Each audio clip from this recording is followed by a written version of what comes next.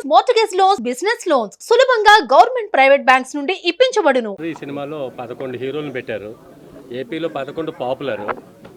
మీ favourite number అనుకోవచ్చా 11? నా favourite కాదండి, కొంచెం నాకు అది ఫేవరెట్ నెంబర్ కాదు.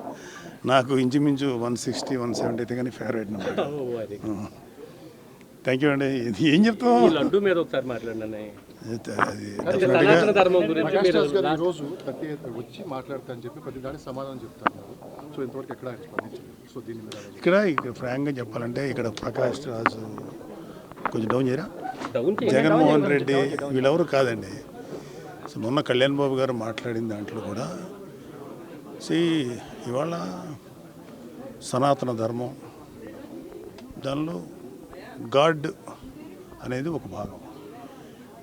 ఇది ఈ సనాతన ధర్మానికి అవమానం కలిగించే వాళ్ళ గురించే మాట్లాడారు తప్ప, నిజంగా చెప్పాలంటే మన దేశంలో ఏ ముస్లిము ఏ క్రిస్టియన్ను వాళ్ళు అసలు ఎప్పుడు టచ్ చేయరు ఎవరిని. అలాగే మనం కూడా వాళ్ళు టచ్ చేయం. ఎవరో ఎక్కడన్నా ఒకటే సంఘటనల వల్ల ఇదవుతుంది తప్ప యూజువల్గా ఒక మతాన్ని ఇంకో మతం ఇప్పుడు గౌరవించుకొని బతుకుతున్నాం.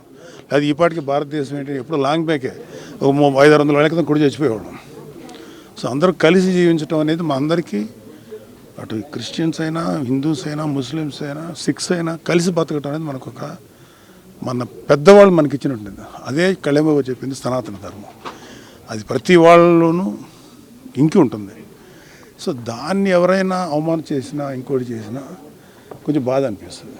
సో లడ్డు అనేది ఒక చిన్న అంటే ఒక నిండిపోయినటువంటి ఈ నిర్లక్ష్యం చేయబడినటువంటి హైందవానికి, హిందూ మతానికి ఆ లడ్డు అనేది క్లైమాక్స్ లాంటిది. సో దానికి ముందు ఆ లడ్డు అనే దాంతో పాటు ఇంకా కిందకి వెళ్తే ఎన్ని దారుణాలు జరిగినాయో మా అందరికీ తెలుసు. సో నేను కూడా అప్పుడు మోడీ గారు వచ్చినప్పుడు మేము మాట్లాడిన కలికిరి సభలో, అప్పుడు much before elections, Hindu temples కానీ ధార్మిక మండళ్ళు కానీ ఏదైనా సరే should be ruled by Hindus only. Muslims సంబంధించినటువంటి వక్ఫ్ బోర్డు వాళ్ళే చేయాలి, మిషనరీసు క్రిస్టియన్సే చేయాలి. కానీ మనకేంటంటే బికాజ్ ఆఫ్ గవర్నమెంట్ ఎవరైతే అధికారులు ఉన్నారో వాళ్ళు చేసేటువంటి నిర్ణయాల వల్ల కోట్లాది మంది హిందువులు అఫెండ్ అవుతున్నారు. అదే కళ్యాణ్ బాబు గారి బాధ. సో దాని మీద ఆయన వెలుగొచ్చారు. ఇక్కడ ప్రకాష్ రాజా, జగన్మోహన్ రెడ్డి కాదు, it's a question of pseudo secularist. హిందువుల్లోనే ఉన్నటువంటి సూడో సెక్యులర్ మీద మేము అంటే కళ్యాణ్ బాబు గారు మాట్లాడారు. రియల్ సెక్యులర్ ఎవరంటే పవన్ కళ్యాణ్ గారు. లేకపోతే ఆయన అన్ని మతాలతోటి సఖ్యంగా సయోధ్యగా ఉంటారు, మదర్సాస్కి సపోర్ట్ ఇచ్చారు, వైజాగ్ క్రిస్టియన్ మిషనరీకి సంబంధించినటువంటి ల్యాండ్ విషయంలో పోరాడారు, హిందూ ధర్మాన్ని గురించి పోరాడారు. సో ఆయన ఎవడైనా ఇట్లాంటి వాళ్ళు ఎవరన్నా ఈ కైండ్ ఆఫ్ పీపుల్ చేస్తే వీ డోంట్ కేర్. అది కాదు, మాకు కావాల్సింది ద రిలీజన్ అండ్ ధర్మం ప్రొటెక్ట్ కావాలండి, అంతే. అంతకంటే జనరల్ ఎలక్షన్స్ మా ఎలక్షన్స్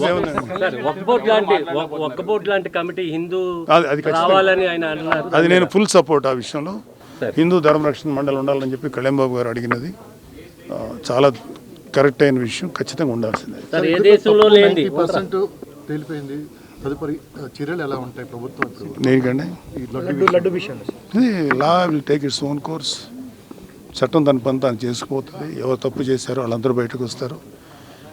సో ఈవెన్చువల్గా దానికి తగ్గ శిక్ష పడుతుంది. డిక్లరేషన్ మీద జగన్మోహన్ రెడ్డి గారు ఏం డిక్లరేషన్ మీద? డిక్లరేషన్ ఇవ్వాలి. దేవుడి మీద నమ్మకం ఉందని సంతకం పెట్టి వెళ్ళాలి. అలా ప్రతి చోట మక్కాలో కూడా. మీకు ఎంత ఆనందంగా ఉందండి, నేను ఏదో మాట్లాడాలి. చాలా సంతోషం. పర్సన్ మాకు దొరికారు, మేము తప్పేం లేదండి. ఇప్పుడు ఎవరి మతానికి తగ్గట్టు వాళ్ళని ఫాలో అవుట్. ఇప్పుడు నేను చర్చికి వెళ్ళాను ఎలక్షన్ టైంలో.